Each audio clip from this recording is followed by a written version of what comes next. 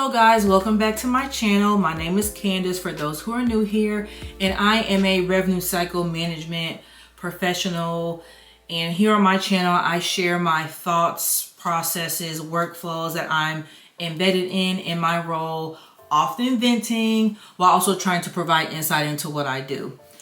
First, I want to say welcome to all my new subscribers. My channel has grown tremendously and I'm so grateful for that, because while I don't post often, for those who are interested in health information management or revenue cycle management overall, my channel has still been able to reach you guys, and I'm very appreciative of your support, your comments, your likes, everything. So thank you so much. I also want to thank those who have reached out to me personally via email. I really appreciate you checking on me, because it has been such a long time that I posted. It's like, Candace, where you at? But I'm finally here, okay?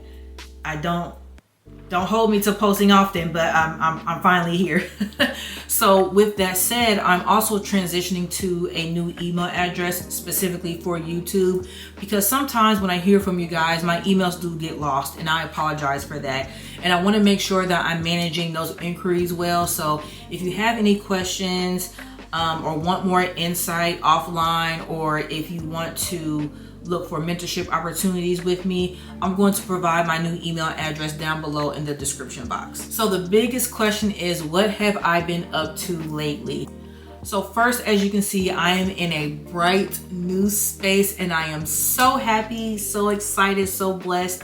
My husband and I purchased our new home in January, and we are just so thankful to God, thankful that we are even in a position to have purchased a home. So this has been a really exciting time for us. I have my own office, and I think that's the part that I'm most excited about, because I've never had my own office inside my home. It's always been in my bedroom or right in my living room. So the fact that I have my own space is just a blessing in itself. So that's what I've been up to personally with over the holiday break, going through that process to finally closing on our home. Now, as far as the job,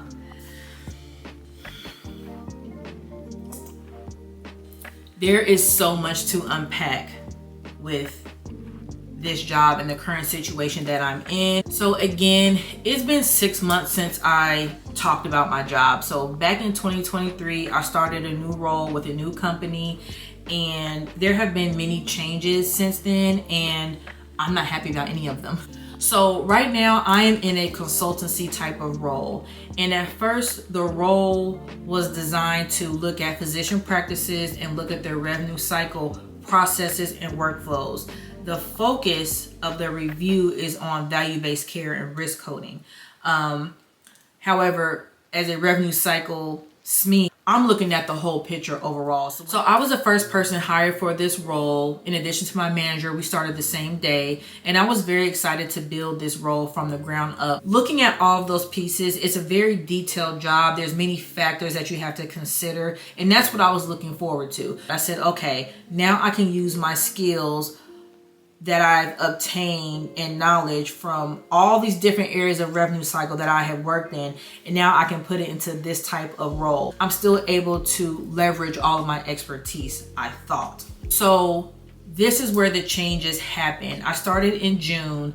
In September, the job description changed. So now let's talk about the job description, looking at the qualifications only, because that's where all the issues stem from that I'm experiencing right now. So the job that I applied for, the qualifications were to have a bachelor's degree required or equivalent work experience.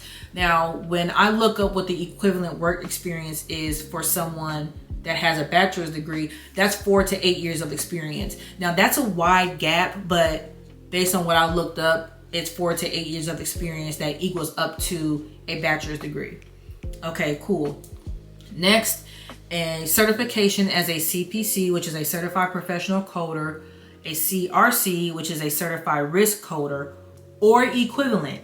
The CPC and CRC are certifications that are obtained through AAPC. And then 5 years of relevant work experience and demonstrated knowledge of revenue cycle, risk, value-based care, and things of that nature. So, okay, cool. I have my master's degree. Now, I don't ever see a master's degree being required for a job. It's usually a bachelor's degree required, but a master's preferred. So I have my master's and bachelor's degree in healthcare administration. I have my RHIA, which I obtained through AHIMA. I have about 16, 17 years of experience in HIM/revenue cycle. So I checked all the boxes. I have the degree, I have the equivalent certification, and I have the work experience, I have the knowledge. So now we move into September, and they redid the job descriptions and the qualifications changed drastically. So now the qualifications for the role that I'm currently in is to have a high school diploma is required, 5 years of experience, and an AAPC certification only. I was so upset that I couldn't do anything but cry. And for those who have watched me in the past, you know that I am a big old cry baby. I get so mad that that's all I know how to do. It's better for me to cry than to punch my computer screen and damage property. So I cry. So I was asked for my input. I said, I think it's great, for one, that for those who don't have a degree and they only have their high school diploma, allow that certification from AAPC or even AHIMA. It should be either or. You have your an AAPC certification or equivalent. It's that equivalent that's really important. The biggest point that I am trying to make here is that while AHIMA is geared more towards hospital and facility coding, and AAPC is geared more towards outpatient and professional coding and billing, both organizations have certifications that cross over. I would say that more closely, a CCS or CCSP from AHIMA is equal to a CPC from AAPC. The difference with the RHIT is that not only do you have an associate's degree, but you're also learning more about HIM operations as a whole, in addition to the coding. Therefore, in my opinion, I would consider those to be equivalent. So now with these new qualifications, technically I don't even qualify for the job because I don't have that AAPC certification. So I gave my input. The manager reviewed it, but they were standing firm on you have to have that AAPC certification. But she's like, you're grandfathered in. Oh, okay, thanks. So it didn't affect me at the time. So at this point, I know that leadership does not understand revenue cycle management at all. And that's okay, because that's why they're in leadership, and you hire your subject matter experts, me. So don't disregard my suggestions or input on not even the job description, but just the processes that I'm currently working on. Don't disregard anything, because you don't know what you're talking about, and I do. And I feel that my voice should be heard and valued, even if they don't go with it, but at least hear me out. Don't just, brush me off. That has been happening since I've started. Leadership, they don't know the differences in certifications. They don't understand the difference between AHIMA and AAPC. Based on the job description, that's why I applied. Again, based on new qualifications, I would have saw this job and skipped over it because I was like, oh, I don't have the AAPC cert, so the system is automatically going to reject my resume. So they don't understand the difference in certifications. They really don't understand revenue cycle processes. And I am invested in the entire revenue cycle management processes, not just coding. So the role has been narrowed down to looking at risk coding only. And I'm not happy about that at all. There's so many areas of the revenue cycle that needs to be looked at and audited when it comes to billing correct claims. So narrowing the focus down to risk, that's just not what I want to do. I did not go to school to become a coder. There are some people who love coding and are really good at it. I'm not one of those people who love coding. I've taught it. I've done it. I don't like it. I just don't. I like being a part of the bigger picture of revenue cycle as a whole. In some organizations, you have an HIM department that's completely separate. But from my experience, HIM has always been embedded within revenue cycle. But that's going to vary from organization to organization. So here's where we are today. So earlier this month, I was given an ultimatum. I can either get my CRC or find other opportunities. And I had a week to decide. And in that meeting, what did I start doing? Crying. Because I'm sitting there and I feel me getting heated and I feel this frustration coming on. And I'm like, I'm sitting there realizing that, wow, my job is in jeopardy. I'm literally given, and it's in writing. Thank you for being honest. Here's the time frame. You can get your CRC or look for other opportunities within the company, outside the company, or we can go to HR. And I'm like, well, what does that mean? I was so upset. I was crying, and the director was on the call, and she's like, oh, I wish I can give you a hug right now. And I'm just like, you have no idea how this feels. Because anyone who knows me personally, I am so invested in my career. And I'm so tired of going through ups and downs with my career and just trying to see where I fit in and also make an impact. I want to be a leader.